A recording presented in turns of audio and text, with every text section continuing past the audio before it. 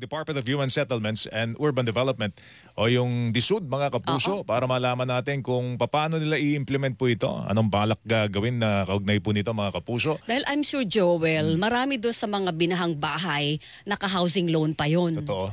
So paano ka magpapagawa ng bahay mo kung kailangan mong tutukan mo na yung pagbabayad mo ng amortization mo? Kasi pag hindi ka nakabayad doon, marerematabahin mo, di ba? Actually, Weng, ano yan ang mga nabaha, hindi ho malayo sa mga nasunugan. Totoo yan. Kasi, alam mo yun, Weng, yung matagal mong pinag-ipunang biniling mga gamit. Nasa lanta ng baha. Totoo yan. Para ka rin nasunugan nun. Para ka rin nanakawan na matindi. Kaya nga, so mga kapuso, siguro malaman natin kung ano ang gagawin po ng DSUD Burrito. Si Undersecretary Henry Yap ang ating sinusubukan tawagan po ngayon. Alamin natin kung ano pa ang pwede nilang maitulong. Maliban po sa moratorium, baka may cash assistance pa na pwede ibigay. Kasi marami po sa mga kapuso natin, lalo ni totally damaged, Joel, ang bahay, hindi alam kung saan sila makakahiram ng pampagawa uli ng bahay. Ang SSS, di ba, merong binibigay? Meron sila mga pag-ibig din, mga housing loan. Lalo na doon sa mga may under calamity, state of calamity na mga lugar. Alam ko meron silang ganyan mga programa. Nasa linya na natin si Undersecretary Henry Yap, ang USEC for Disaster Response ng DSUD, Department of Human Settlements and Urban Development. USEC, magandang umaga. Si Joel Siweng po ito. Magandang umaga po. Magandang umaga, Mr. Joel, Mr. Weng. Si Miss Weng po ang kasama natin. Yusek. Opo, Yusek, good morning. Paano po isasagawa ng DSUD ito pong balak na moratorium para doon sa mga nagbabayad po ng buwanan doon sa kanilang binabayarang mga bahay? Wala hong problema ang ating mga beneficiaries. Automatic na po ang moratorium natin. So hindi na po sila kailangan mag-apply sa ating mga ahensya. Hindi na po papadalan sila ng mga statement. So for this month, hindi na po sila bigyan ng mga statement. Automatic na po yun. Just for this month? Isang buwan lang po? Opo. Initially 1 month po. Base sa assessment, then it may change depending po sa situation. Okay. Yung paghalimbawa po dinisregard muna natin yung moratorium sa loob ng para sa buwan ng July, magkano yung mawawalang amortization sa mga housing loan kung sakali, USEC? Iba-iba po kasi ang ating mga ahensya. There are 3 government agencies, so ang National Housing Authority, ang SHAPSI Social Housing Fund Corporation, saka National Home Mortgage Finance Corporation. Iba-iba po yung mga kanilang mga beneficiaries. Yung iba po ay mga receivables na binili, iba naman po ay direct loan. So nagvavary po yung amortization. Yung sa SHAPSI din po, meron din silang dating mga pautang sa mga asosasyon instead na beneficiary. So it all depends po dun sa category ng mga beneficiaries natin. Okay, basta ang malinaw po, USEC, lahat ng mga tanggapan na housing tanggapan natin sa ilalim po ng DSUD, lahat ng may kailangang bayaran for the month of July, wala mo na yon. For National Home Mortgage, social housing, tsaka tsaka NHA. In the case of Pag-ibig, iba po yung programa ng Pag-ibig. Ang Pag-ibig po, nagbigay po sila niready po nila yung calamity loan.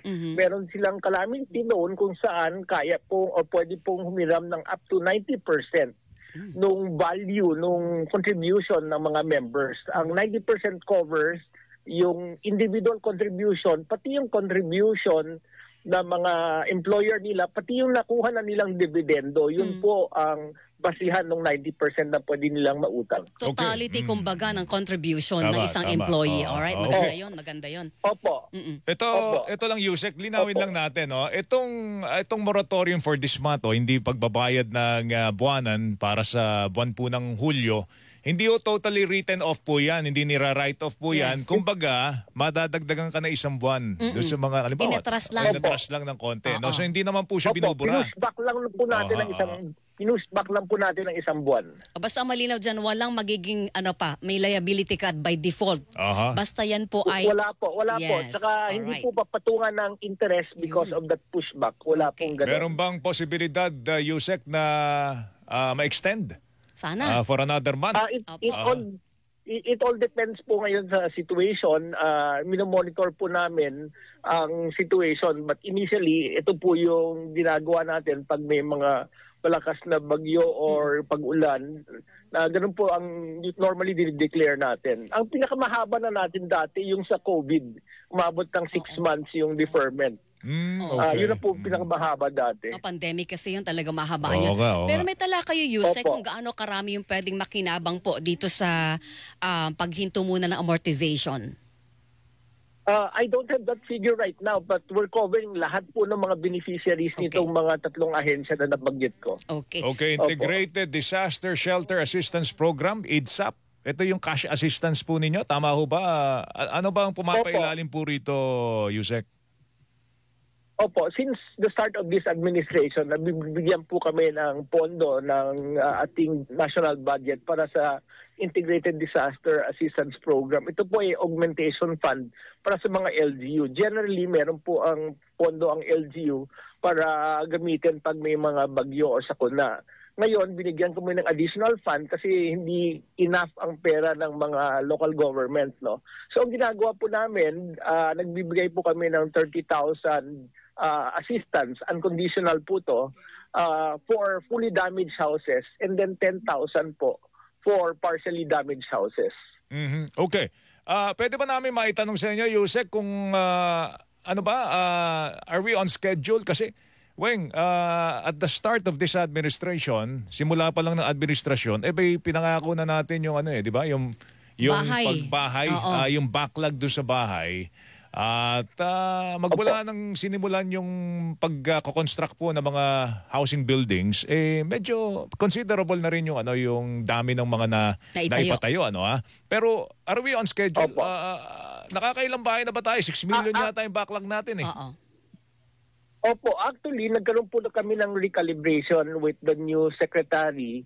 Rather than concentrating po on the housing, nag-concentrate po tayo dun sa benefit ng mga potential buyers. Just yesterday, nag-release po ang Pag-ibig na lahat ng mga bibili ng socialized housing projects, makakautang po sila at 3%. Ito, compared to a month ago, it was 6.25. So, tinatid po natin yung interest. And then, na half po yung ating interest. In addition, itong interest na 3%, mag-subsidize pa po tayo ng 2%. So effectively, 1% na lang po ang babayaran ng ating mga would-be beneficiaries. Effective when ito, Yusek? Concentrate. Effective po kailan ito? Today, effective yesterday. Ang program natin, approved po kasi ng Pag-ibig yan a couple of weeks ago at natapos po yung publication early this week. Kaya po nag-start na po yung ating program. So lahat po ng mga gustong bumili ng socialized housing, ang babayaran po ang nakalagay po na interest is 3%, pero yung actual babayaran nila for the first 10,000 families, mga 1% lang po interest. First 10,000 families na mag-a-avail magbibili ng socialized housing units. Ang tanong, Yusek, may available bang housing units? Yun. Yes, actually po, ang mangyayari po, they are free to choose. Dati po kasi meron lang kaming pinipinpoint na mga pabahay, yun lang ang entitled. Ngayon po, tinanggal na po namin yan. So as we said, we give the benefit to the beneficiary. Sila ho pipili. Basta socialized housing po na may gusto nila, pwede tutulungan po namin sila. Saan meron yan? Sige, saan meron yung mga socialized housing units yun? Para yung mga nakikinig ngayon, makapagplano na agad, ay pwede pala ako doon. Malapit ito sa trabaho ko. O Yusek. Opo, this is applicable for nationwide po. No? So, hindi na po limitado to doon sa mga pabahay na pinapakonstruct namin. So, kung meron pong nakita silang pabahay na malapit sa area nila, being sold by a developer, provided it is within the socialized housing category, they will be entitled po to join the program. Tapos ipapasok na lang sa Pag-ibig para makuha yung benefit ng maliit na interest. Opo. Okay, since nag-calibrate kayo, Yusek, hindi na tayo magko-concentrate do sa 1 million houses in a year. Wala na hong ganon. Hindi na natin gagawin po yun. hindi po namin maabot yung 1 million na yon, but as we said, ni-calibrate po namin kasi ang instruction po ni Presidente sa atin, i-target po natin yung mga lower income group. Yun po yung pinaka-importanting maabot natin. Kaya po, instead of concentrating on the production, nag-concentrate tayo sa benefit para mas marami po ang makatanggap. Eh baka naman yung mga hindi mahihirap ang makinabang at magbumili ng socialized housing unit, parang gagawin bang investment Yusek, di ba Joel? Pwede yun. Oo, para makinabang sila ng less interest. Dapat mahigpit yung criteria, Yusek? Opo. Ang ating criteria po, ang pwede lang ma-entitle dito sa special rate, yung mga first-time home buyers. Hindi po pwede kung meron na po kayo nabili dati or na-cancel or binigay ninyo sa anak nyo, hindi na po pwedeng makabili or maka-entitle dito sa special rate.